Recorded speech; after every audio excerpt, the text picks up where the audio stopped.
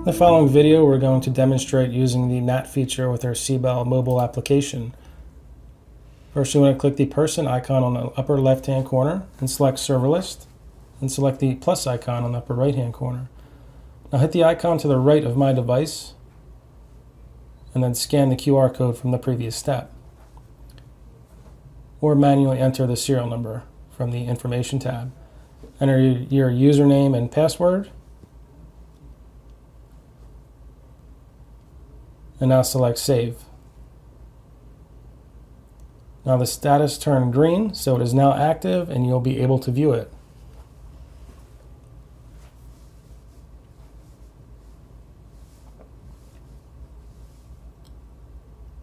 Okay, just double check to make sure it was still active. And now back out of this and you'll see the serial number now appears in the middle of the page. Double click on whatever cameras you have in any order and you'll be able to view them. Please visit our website at securitycameraking.com for more information.